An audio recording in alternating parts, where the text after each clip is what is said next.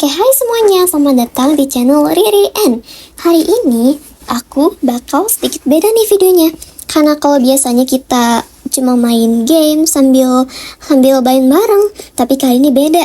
Kali ini aku nggak cuma main, tapi aku bakal main sambil ngebahas. Ngebahasnya ngebahas apa sih? Bisa ngebahas apa aja? Bisa ngebahas horor, kriminal, kasus-kasus apa aja boleh. Terus kayak konspirasi, teori, mitologi, semuanya bisa guys. Kalian tinggal komen aja. Kalau mau horor bisa banget nih. Komen cerita horor kalian di komentar. Dan cantumkan juga emailnya ya, supaya aku tuh bisa ngehubungin kalian juga. Oke, jadi hari ini aku bakal main Taiyaki Stage Tower sambil ngebahas. Sebenarnya cukup terkenal ya tentang anak-anak berkulit hijau yang muncul di desa Woolpit pada abad ke-12. Kita harus tahu dulu nih, desa Woolpit itu apa? Desa Woolpit itu adalah sebuah daerah di Suffolk, Anglia Timur, Inggris. Nah, ini tuh merupakan salah satu daerah yang paling padat penduduknya di pedesaan Inggris. Kisah anak-anak berkulit hijau ini tuh siapa sih yang ngasih tahu ini duluan tuh siapa gitu? Siapa yang menulis cerita ini? Nah, jadi kisah ini tuh ditulis oleh dua orang penulis, yaitu Ralph yang merupakan seorang kepala biara di biara Cistercian Coggeshall, dan William. William ini merupakan seorang canon di Priory Newburgh. Mereka berdua ini melaporkan kemunculan dua anak berkulit hijau yang misterius saat musim panas di abad ke-12, yaitu pada saat pemerintahan Raja Stephen of Blois. Kita langsung masuk aja ke cerita yang ditulis sama dua orang ini. Jadi begini, yang ditulis sama mereka itu pada abad ke-12 ini di sebuah desa di Suffolk, Inggris yang bernama desa Woolpit, tiba-tiba warganya dikejutkan oleh kemunculan dua sosok anak kecil dari dalam lubang parit.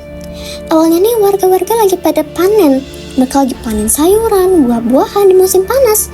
Tapi tiba-tiba muncul nih orang-orang pada berhamburan lari-lari pada bilang ada dua anak kecil hijau di dalam lubang parit.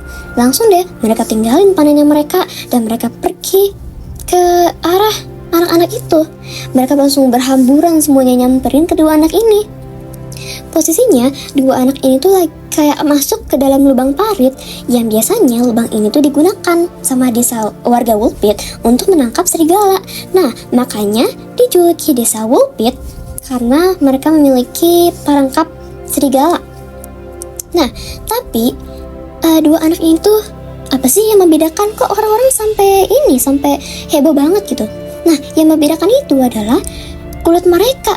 Karena saat ditemukan, warna kulit mereka itu tuh nggak seperti manusia normal, tapi warnanya hijau, persis kayak kacang hijau warnanya. Selain itu, mereka ini juga bicara pakai bahasa yang nggak dikenal, bahasa yang orang-orang tuh sama sekali gak ngerti. Mereka tuh ngomongin apa sih, bahasa apa sih gitu. Mereka juga pakai pakaian yang benar-benar asing banget. Orang-orang tuh gak ada yang tahu ini pakaian model apa, ini pakaian dari zaman apa. Kayak benar-benar dua anak ini tuh berasal dari dunia yang berbeda, dunia lain. Nah, akhirnya seorang warga desa yang namanya Richard the Calm ngebawa dua kakak beradik hijau tersebut ke rumahnya dia. Di sana, kedua kakak beradik ini cuma sekedar kayak di sana tuh mereka dikasih makan aja, sekedar kayak ditanya-tanya, tapi tetap aja mereka ngomong pakai bahasa yang gak ada yang orang ngerti. Dan pas mereka dikasih makan, ditawarin makan makanan ini, tawarin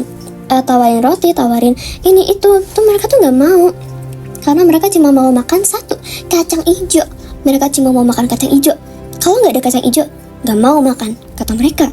Akhirnya ya Richard pun punya stok kacang hijau tuh banyak banget di rumahnya. Karena ya untuk ngasih makan dua kakak beradik hijau ini. Akhirnya kedua anak ini pun diangkat jadi anak oleh Richard the Calm. Nah, Richard the Calm ini tuh siapa sih sebenarnya? Dia itu merupakan seorang peternakan dan perkebunan kaya raya di desa Woolpit. Kedua anak itu pun akhirnya dibaptis karena mereka emang udah dijadiin anak oleh Richard. Nah, tapi selang beberapa hari kemudian, anak laki-laki itu meninggal dunia karena jatuh sakit. Jadi sisa yang perempuan. Dan anak perempuan itu dirawat oleh Richard sampai ia tumbuh dewasa. Dan akhirnya sang anak perempuan itu diberi nama Agnes yang namanya keren deh. Nah, seiring berjalannya waktu, Agnes ini makin dewasa dan kulitnya Agnes ini juga awalnya hijau, lama-lama hijaunya mudar jadi warna normal, warna kulit manusia biasa. Warna tan skin kali ya si Agnes ya? Enggak, dia putih kulitnya. Jadi pokoknya kulitnya Agnes ini makin dia dewasa, makin berubah jadi kayak manusia normal. Dan Agnes juga makin lama makin fasih bahasa Inggris karena emang orang-orang di sekitarnya sampai dia dewasa pakainya bahasa Inggris. Dan Agnes juga mulai bisa makan makanan lain selain kacang hijau. Dia udah terbiasa sama lingkungannya Agnes, jadi bisa nyesuaiin nih, bisa adaptasi Agnes. Nah, karena Agnes ini udah bisa bahasa Inggris, Agnes nih ditanyalah sama orang-orang, sama warga, sama Richard, kok Agnes sama kakak kamu bisa sampai sini sih? Nah, ditanya begitu, Agnes pun bisa menjelaskan karena ia sudah ngerti bahasa Inggris. Kita masuk ke ceritanya Agnes. Agnes pun cerita kalau sebelumnya ia dan saudara laki-lakinya ini berasal dari negeri yang namanya Saint Martin. Tempat mereka tersebut itu tidak disinari sinar matahari sama sekali.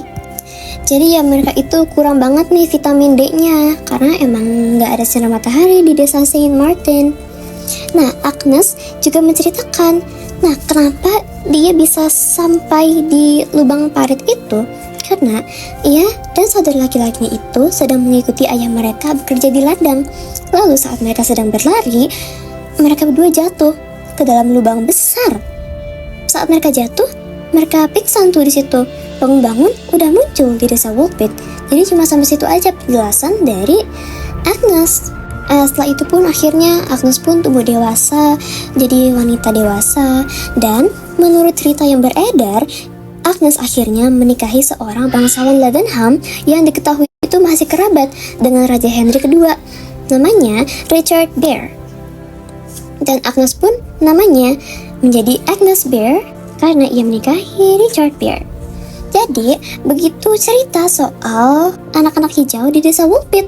Sebenarnya cuma sampai situ aja kisah yang diceritakan dari bukunya Rolf sama William. Tapi, banyak orang-orang yang ngerasa cerita ini tuh kayaknya bisa deh diceritain, dipikir secara logika gitu.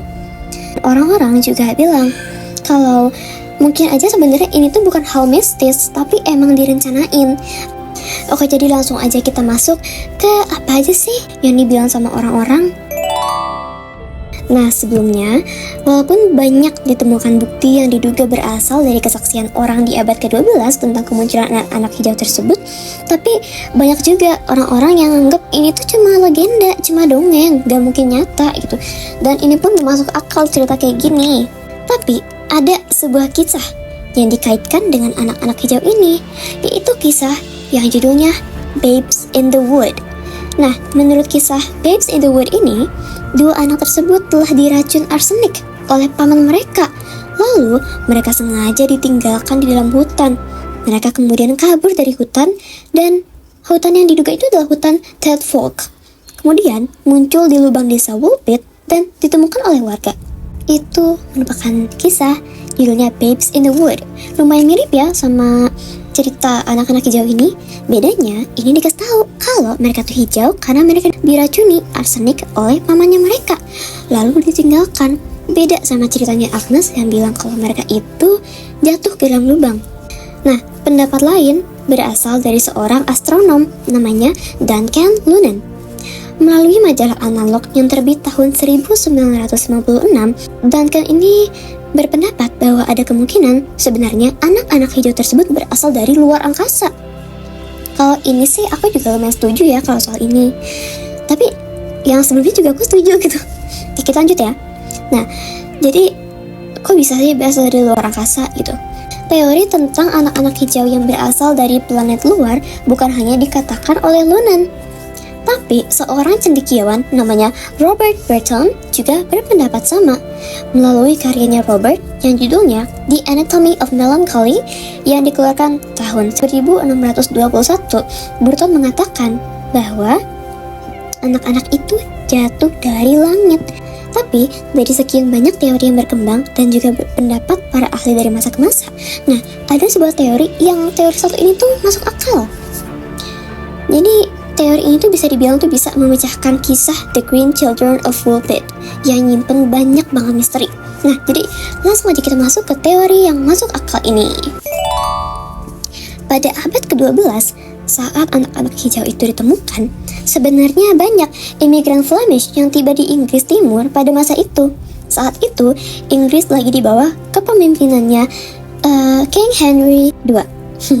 Raja Henry II banyak melakukan penyiksaan sama imigran-imigran itu. Bahkan banyak dari mereka tuh yang dibantai di dekat Bury St. Edmunds. Anak-anak hijau itu sebenarnya tuh katanya merupakan anak-anak dari imigran Flemish yang melarikan diri setelah orang tuanya dibunuh oleh Raja Henry II. Mereka berasal dari Farnham St. Martin, persis seperti kesaksiannya Agnes, ya kan? St. Martin. Nah, anak-anak yang melarikan diri tersebut kemudian tersesat hingga berada di Woolpit. Nah, tapi kenapa sih warna kulitnya kok bisa jadi hijau? Nah, ini itu dibilang kalau warna hijau pada tubuh mereka ini kemungkinan akibat dari kurangnya makan. Jadi begitu cerita tentang The Green Children of Woolpit yang mereka ini benar-benar terkenal banget kisahnya. Mungkin kalian udah pernah dengar ya sebelumnya. Dan oke, kalau ada yang emang masih kurang ceritanya, boleh banget diperbaiki lagi di komen. Atau mungkin ada yang mau ngasih pendapat juga soal ini, boleh banget ngomong di komen. Pokoknya kita harus banyak-banyakin ngobrol supaya aku kenal kalian kenal aku, dan kita jadi enak deh. Bisa request juga mau bahas apa ke depannya. Tapi aku juga lumayan setuju sih sama teori yang terakhir ini, kalau kulit mereka hijau karena mereka itu kurang makan. Karena mereka tuh juga sebelumnya kan kita dengar kalau mereka tuh cuma mau makan kacang hijau. Mungkin dari situlah guys. Jadi begitu ceritanya hari ini. Gimana, seru atau enggak? Tapi masih banyak misteri-misteri yang belum dijawab. Kalau misalnya ini cerita bohong, gimana mungkin orang terpandang namanya Richard de Calne ini ngasih hal kayak gitu. Karena Richard de Calne sendiri merupakan orang yang sangat berpendidikan. Oke, jadi thank you for watching this video. See you in the next video ya guys. Bye bye.